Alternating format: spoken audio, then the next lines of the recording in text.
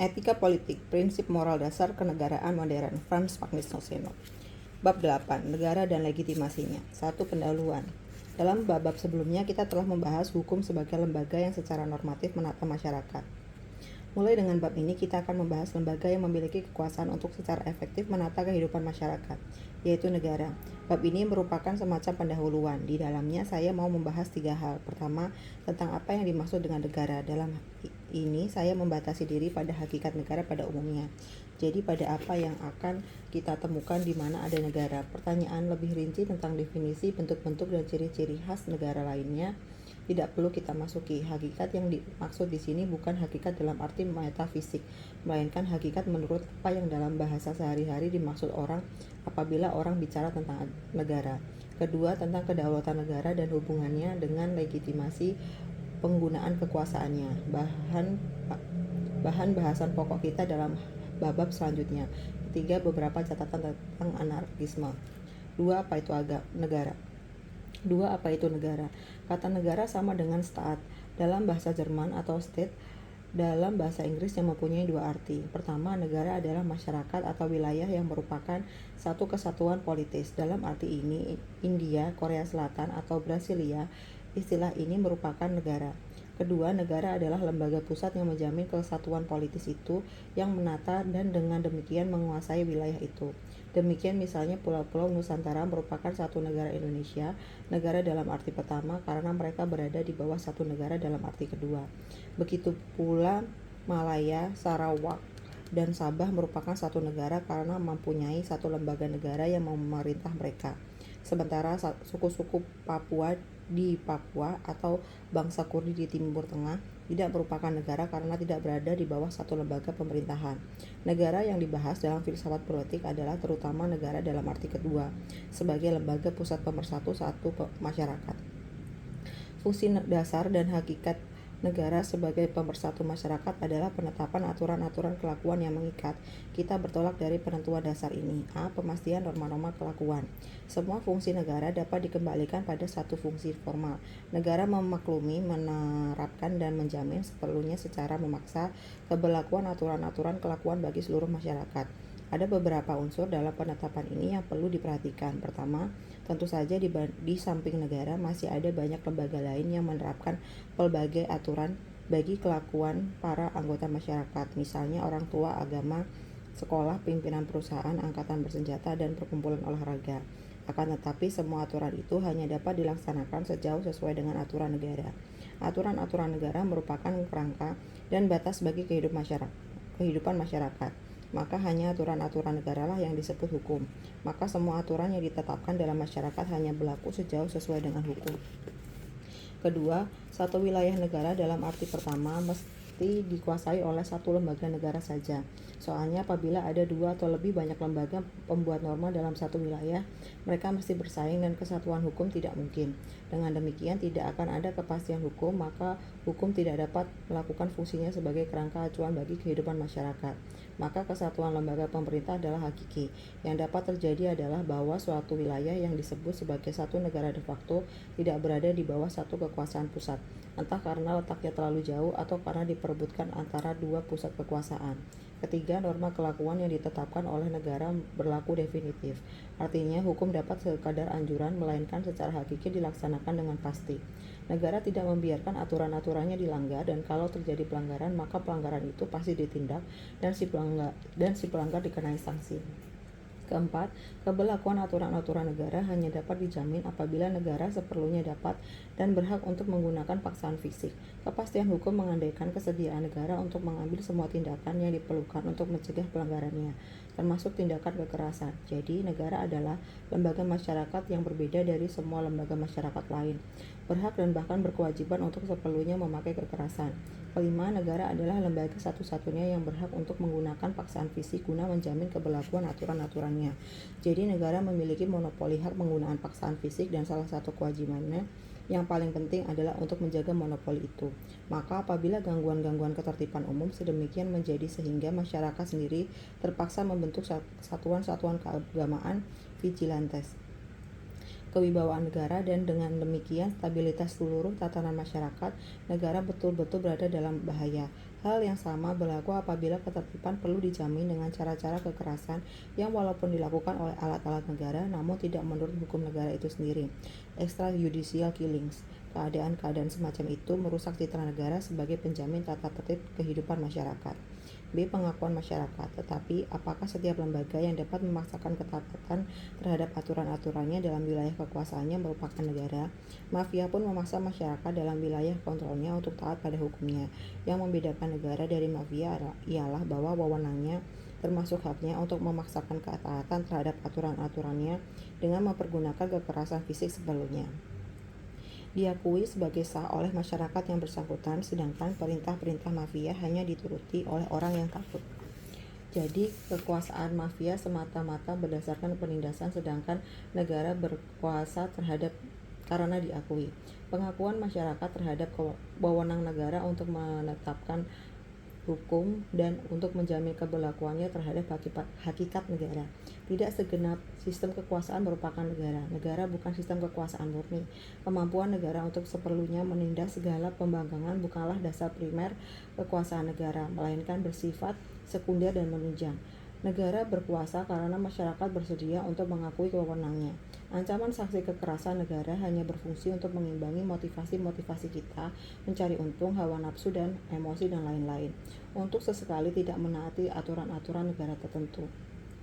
Tingkat ancaman ini dapat cukup rendah karena masyarakat pada prinsipnya sadar bahwa hukum harus ditaati dan si pelanggar hukum juga pada umumnya sadar bahwa pelanggarannya pantas dikenai sanksi. Kestabilan suatu negara tergantung dari luas pengakuan wewenangnya oleh masyarakat. Suatu kekuasaan yang hanya berdasarkan perasaan takut adalah rapuh karena hanya dapat dipertahankan melalui aparatus penindas yang semakin besar. Supaya ancaman meyakinkan, penindasan tidak boleh pandang bulu, tetapi penindasan ini akan menimbulkan kebencian yang lebih besar lagi, sehingga untuk mempertahankan tingkat tata tertib yang sama diperlukan penindasan, dan dengan demikian aparatus penindas yang lebih besar lagi, dan seterusnya dan seterusnya. Itu tidak berarti bahwa semua anggota masyarakat menyetujui segenap kebijakan negara, dan selalu akan ada orang yang mencoba untuk lolos dalam suatu pelanggaran tertentu. Tetapi kritik, penolakan, dan pembangkangan itu tidak mengenai wewenang negara untuk menetapkan norma-norma kehidupan masyarakat itu sendiri. Wewenang itu tetap diakui, tetapi dicoba untuk meloloskan diri dari konsekuensinya atau ditentang cara penggunaannya. Perlu diperhatikan bahwa kita di sini tidak bicara secara normatif, melainkan secara deskriptif. Tidak dikatakan bahwa wewenang negara seharusnya diakui, sedangkan wewenang segerombolan perampok tidak, melainkan bahwa wewenang negara de facto diakui. Hal itu tidak sedemikian mengherankan karena sebagaimana terungkap dalam berbagai teori tentang dasar dan asal-usul negara, manusia memang memerlukannya. Kenyataan ini menjelaskan mengapa suatu pemerintahan yang dipaksakan oleh negara lain belum tentu diakui sebagai pimpinan negara atau sebagai negara baru. Mungkin sekali aturan-aturan biasa dan berguna pun akan diboikot apabila dipasang oleh pemerintahan yang dipaksakan dari luar. Kekuasaan pemerintah itu semata-mata berdasarkan paksaan, maka pemerintah itu bukan negara. Tindakan-tindakannya secara hukum tidak mempunyai arti dan secara etis tidak mengikat. Tetapi yang berkebalikan juga dapat terjadi. Apabila suatu sistem kekuasaan murni berhasil untuk mempertahankan diri, sistem itu lama-kelamaan dapat dan biasanya akan diterima dan akhirnya diakui sah oleh masyarakat. Hal itu terjadi karena di satu pihak masyarakat memang membutuhkan fungsi-fungsi negara, dan di lain pihak fungsi-fungsi itu memang dijalankan oleh penguasa baru. Tawaran pelayanannya lama-kelamaan akan diterima oleh masyarakat. Semula karena terpaksa, tak ada jalan lain untuk memperoleh misalnya KTP. Kemudian karena sudah biasa, maka suatu sistem kekuasaan yang semula sama sekali tidak legal dan tidak mempunyai hak apapun serta ditolak oleh masyarakat, lambat laun dan tanpa suatu upacara dapat menjadi lembaga negara dalam arti penuh. Dan dengan demikian pemerintah itu dapat melakukan tindakan-tindakan legislatif, eksekutif, dan yudikatif yang mengikat dengan semua kewajiban yuridis dan moral bagi masyarakat yang mengalir dari suatu tindakan negara. Dalam keseluruhan, kekuasaan negara tidak pernah memiliki silsilah legal secara murni. Pada permulaan negara bukanlah kesesuaian moral formal dengan hukum yang menjadi bidan, melainkan kekuasaan sukses yang menentukan ialah bahwa sistem kekuasaan negara tertentu de facto mempertahankan diri dan mencapai eksistensi politis. Dalam definisi negara tidak termasuk bahwa asal mulanya mesti legal. Pertimbangan-pertimbangan ini dapat dirangkum dalam kalimat berikut. Suatu masyarakat merupakan negara apabila dikuasai oleh lembaga pusat yang mampu untuk memaklumkan dan menerapkan aturan-aturan kelakuan, dan untuk menjamin ketaatan segenap anggota masyarakat terhadap aturan-aturan itu, seperlunya dengan mempergunakan kekuatan fisik dan apabila pelaksanaan kemampuan itu oleh masyarakat yang bersangkutan dianggap sah. 3. Kedaulatan. A. Arti kedaulatan, bahwa negara merupakan lembaga yang secara definitif memastikan aturan-aturan kelakuan dalam wilayahnya, terungkap dalam istilah kedaulatan. Kedaulatan adalah ciri utama negara. Yang dimaksud ialah bahwa tidak ada pihak, baik di dalam maupun di luar negeri, yang harus dimintai izin untuk menetapkan atau melakukan sesuatu. Kedaulatan adalah hak kekuasaan mutlak, tertinggi dan tak terbatas, tak tergantung dan tanpa kecuali. Namun dalam kenyataan tidak ada negara yang sama sekali berdaulat. Ada juga negara-negara yang mengakui suatu hak perlindungan negara lain. Keanggotaan dalam organisasi-organisasi internasional juga mengurangi kedaulatan suatu negara. Akan tetapi sekurang-kurangnya suatu minimum kedaulatan termasuk ciri hakiki negara modern. Dalam ilmu dibedakan dua arah kedaulatan ke dalam dan kedaulatan keluar. Kedaulatan negara ke dalam berarti bahwa masalah apa saja dapat menjadi bahan penentuan negara, dan bahwa dalam hal ini negara tidak tergantung dari pihak yang mempunyai wewenang lebih tinggi. Dibedakan dua segi, satu kedaulatan wewenang dan dua kesatuan kekuasaan negara. Wewenang adalah kesanggupan dan hak untuk melakukan sesuatu. Negara tidak hanya mempunyai segudang wewenang, melainkan juga wewenang untuk memperluas atau mempersempit wewenang-wewenang itu. Negara berwenang untuk menentukan apakah pihak-pihak swasta berwenang membuka sekolah sendiri atau tidak. Apakah pemborong proyek pembangunan rumah pribadi boleh memakai semen sembarang merek, dan apa wewenang pemerintah daerah. Jadi negara juga berwenang untuk menentukan jangkauan wewenang-wewenangnya. Negara memiliki kedaulatan wewenang atau wewenang. Wewenang khas negara terletak dalam kedaulatan wewenang yang juga disebut wewenang-wewenang, competence of competence. Suatu negara disebut kuat apabila memiliki kekuatan untuk melaksanakan wewenang itu dalam realitas kehidupan politik. Dengan kesatuan kekuasaan negara dimaksud bahwa dalam wilayah suatu negara tidak ada lembaga lain yang juga memiliki kedaulatan wewenang. Jadi dalam wilayah satu negara hanya dapat ada satu pusat pemerintahan. Semua wewenang lain dalam wilayah kekuasaan tunduk terhadap wewenang negara itu. Kedaulatan negara keluar berarti tidak ada pihak dari luar negara yang berhak untuk mengatur sesuatu dalam wilayah negara itu. Kedaulatan keluar dapat diungkapkan dalam dua patokan, dalam patokan kekebalan dan dalam patokan kesamaan kesanggupan. Semua negara untuk menciptakan hukumnya sendiri dan untuk bertindak. Patokan kedua mengatakan bahwa semua negara memiliki hak yang sama untuk menetapkan undang-undang dalam wilayah mereka dan untuk bertindak atas nama negaranya sendiri berhadapan dengan negara-negara lain. Entah mereka kecil atau besar, lemah atau kuat. Patokan kekebalan, principle of impermeability, mengatakan bahwa wilayah sebuah negara tidak boleh dimasukin dalam bentuk apapun oleh negara lain. Jadi negara lain tidak boleh mengambil tindakan hukum atau kekuasaan dalam wilayah kekuasaan negara lain. Tanpa izin pemerintah Indonesia, suatu patroli Malaysia tidak boleh mengejar seorang penjahat Malaysia yang menyeberang dari Sarawak ke Kalimantan Barat melalui batas antara dua negara itu. B. Kedaulatan dan wewenang moral. Akan tetapi kedaulatan negara, terutama kedaulatan wewenang, menimbulkan suatu pertanyaan. Apakah dengan demikian negara memiliki hak untuk mencampuri segala urusan masyarakat untuk menentukan segala-galanya? Misalnya untuk menetapkan bahwa sembahyang Jumat orang Islam dan ibadat Minggu orang Kristen harus diadakan sesudah jam 18 atau melarang pembentukan kelompok-kelompok simpan pinjam swasta. Untuk menjawab pertanyaan ini, kita harus membedakan antara tingkat bahasan faktual deskriptif dan tingkat bahasan normatif moral.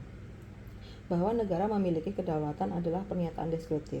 Kesatuan aturan kelakuan dan bertindak suatu masyarakat dengan sendirinya mengandaikan adanya lembaga dengan wewenang tertinggi, jadi yang dapat mengalahkan semua wewenang lain. Tetapi bahwa negara mempunyai wewenang itu belum mengimplikasikan apa-apa tentang luasnya jangkauan penggunaannya dan masih dapat dibenarkan. Pertanyaan penggunaan wewenang negara yang mana yang dapat dibenarkan?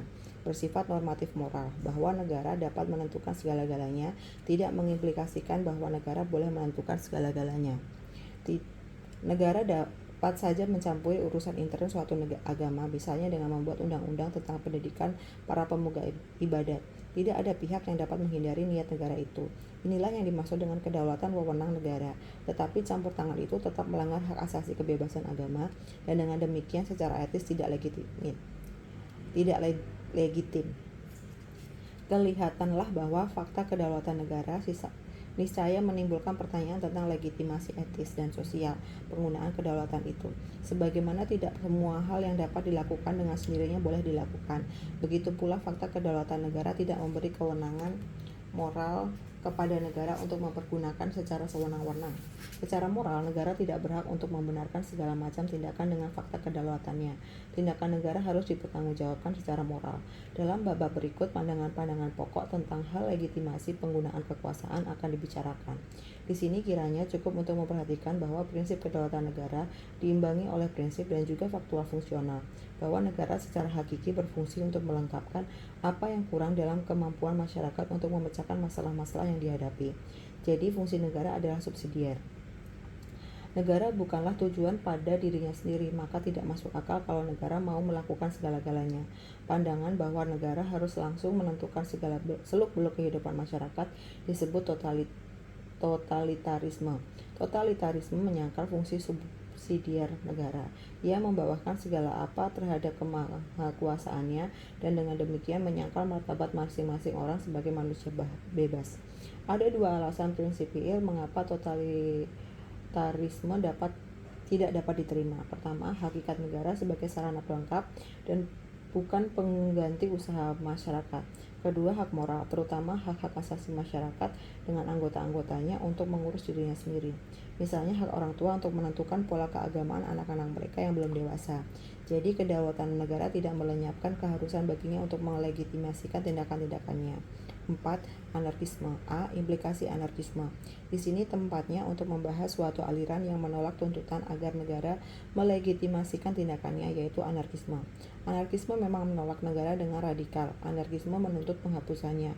Berbeda dengan teori-teori kritik negara lain, anarkisme tidak hanya menentang penyalahgunaan kekuasaan, melainkan ia menolak penggunaan kekuasaan negara seluruhnya.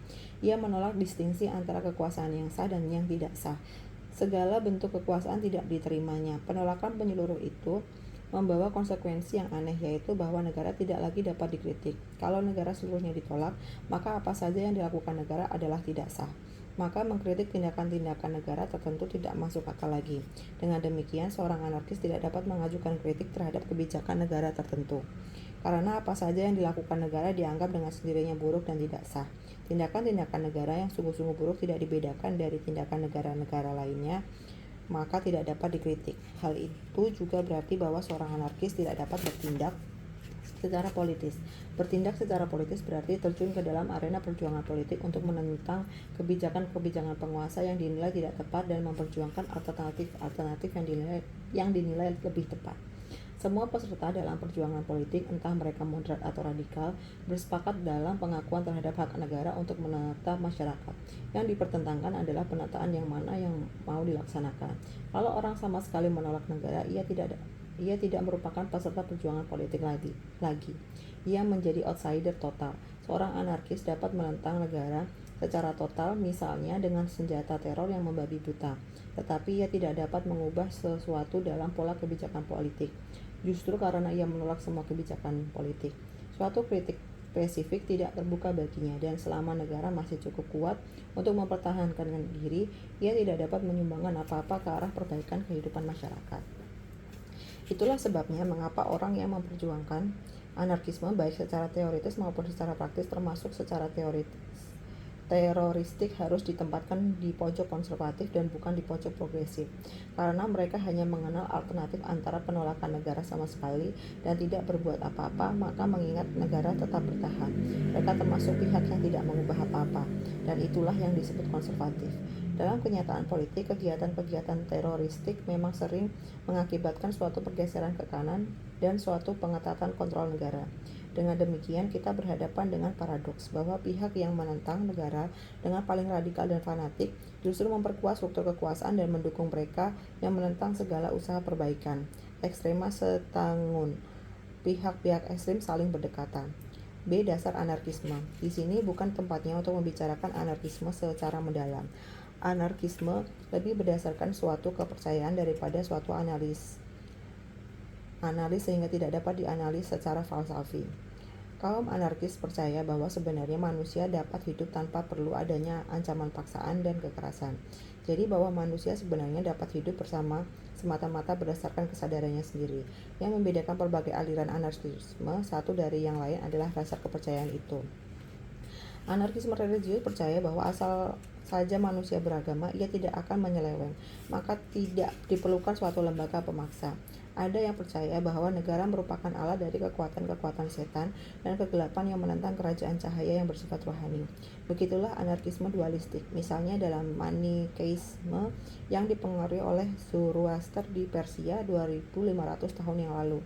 Dalam lingkungan agama Kristiani, kadang-kadang muncul gerakan kiliastik dari kata Yunani kilioi, 1000, yang mengharapkan suatu kerajaan langsung oleh Yesus Kristus selama 1000 tahun. Ada yang mengharapkan kerajaan Roh Kudus langsung dalam hati manusia dan atas nama itu menentang negara. Dalam agama Islam, beberapa aliran Syiah dan Mahdisme menentang negara sebagai sesuatu yang secara hakiki sekuler dan oleh karena itu berlawanan dengan sikap takwa yang sebenarnya. Harapan-harapan akan kedatangan Ratu Adil di Jawa juga menunjukkan tendensi-tendensi serupa.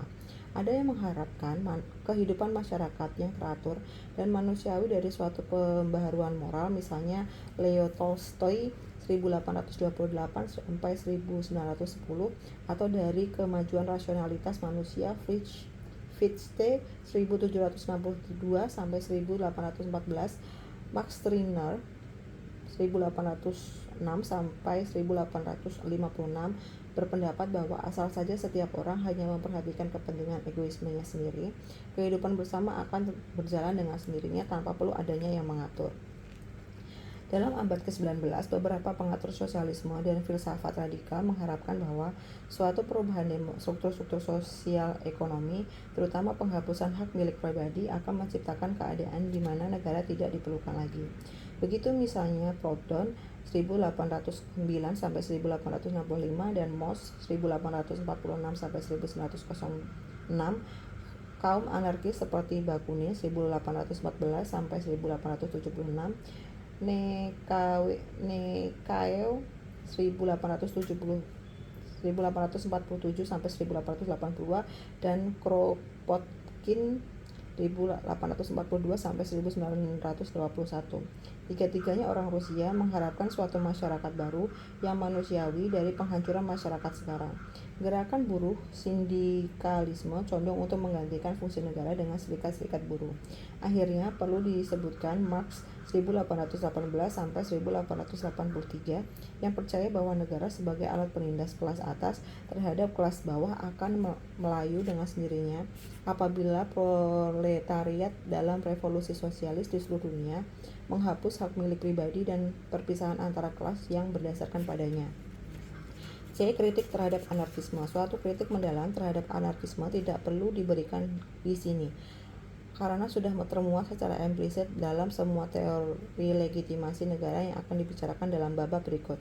Teori-teori itu memperlihatkan batas-batas wewenang negara dan dengan demikian sekaligus menyatakan bahwa dalam batas-batas itu negara memang memiliki wewenang.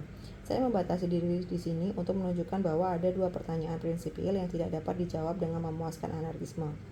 Saya bertolak dari pengandaian dasar anarkisme bahwa asal saja manusia memiliki sifat mental yang tepat karena bimbingan roh Allah sebagai hasil pendidikan filsafat dan moral, karena halangan-halangan struktural seperti hak milik pribadi dihapus dan lain sebagainya, ia tidak akan lagi bersifat egois dan agresif, dan oleh karena itu negara dengan kekuatannya untuk memaksa tidak diperlukan lagi. Pertanyaan pertama dalam posisi itu berbunyi, kalau tidak ada sistem peraturan yang mengikat dengan negara yang menjaminkannya, bagaimana tabrakan-tabrakan mau dicegah yang berdasarkan situasi objektif? Argumentasi anarkisme paling-paling berlaku bagi konflik-konflik yang berdasarkan sikap-sikap subjektif manusia, seperti emosi-emosi negatif atau egoisme. Tetapi kalau dua mobil saling mendekati di jalan yang sama, masing-masing dengan kecepatan 100 km per jam, maka meskipun masing-masing pengemudi bermaksud baik dan bersedia untuk mengalah, tabrakan hanya dapat dielakkan dengan pasti apabila dipasang aturan yang pasti tentang bagaimana dua mobil harus saling melewati. Hal yang sama berlaku di bidang ekonomi, hiburan, pokoknya di semua bidang yang memiliki struktur objektif non-personal. Jadi tabrakan-tabrakan tidak hanya terjadi karena sikap mental yang kurang memadai, melainkan meskipun sikap mental semua pihak yang bersangkutan telah memadai, berdasarkan fakta bahwa kita hidup di waktu dan tempat terbatas yang sama. Dengan lain kata, negara tidak hanya dimaksudkan untuk menindas para penjahat, melainkan juga memberikan aturan dan tatanan pada segala macam proses kehidupan bersama yang memerlukannya. Kalaupun semua orang saling mencintai, suatu sistem aturan yang pasti tetap diperlukan. Pertanyaan kedua ialah bagaimana mau dipastikan bahwa tidak pernah akan ada satu orang atau kelompok orang yang merasa terancam oleh orang lain. Mengapa hal itu ditanyakan? Karena begitu ada yang merasa terancam, entah ia memang terancam, entah ancaman itu hanya dibayangkan saja, mereka itu akan pasang kuda-kuda. Begitu ada yang memasang kuda-kuda, mereka itu sendiri akan menjadi ancaman terhadap yang lain-lain yang juga akan memasang kuda-kuda. Suasana saling percaya dengan sendirinya berubah menjadi suasana saling curiga. Dalam suasana ini, semua pihak terpaksa mengambil tindakan untuk menjamin keamanan masing-masing. Setiap orang lain dipandang sebagai bahaya potensial. Egoisme menjadi tuntutan situasi. Thomas Hobbes lah yang secara gemilang melukiskan mekanisme itu sebagai perkembangan ke arah perang semua lawan semua. Dengan tekanannya pada mental yang tepat, yang membuat suatu tatanan dipaksakan tidak perlukan lagi. Anarkisme barangkali dapat mengeliminasikan ancaman-ancaman yang berdasarkan maksud jahat. Jadi yang memang dimaksud sebagai ancaman. Tetapi anarkisme tidak dapat mengeliminasikan perasaan terancam yang timbul karena salah paham atau salah komunikasi. Misalnya yang dimaksud sebagai lelucon atau kekeliruan yang tidak disengaja. Orang main senapan angin dipahami oleh hadirin lain-lain sebagai ancaman atau kelakuan orang yang kurang waras. Untuk mengatasi situasi ini hanya ada satu cara, adanya lembaga yang pasti tidak membiarkan kelakuan-kelakuan berlangsung secara potensial mengancam. Entah memang dimaksud sebagai ancaman, entah tidak. Jadi untuk mencegah konflik bagaimanapun juga dalam umat manusia yang tidak ada kejahatannya, diperlukan lembaga pusat dengan kemampuan untuk memaksa.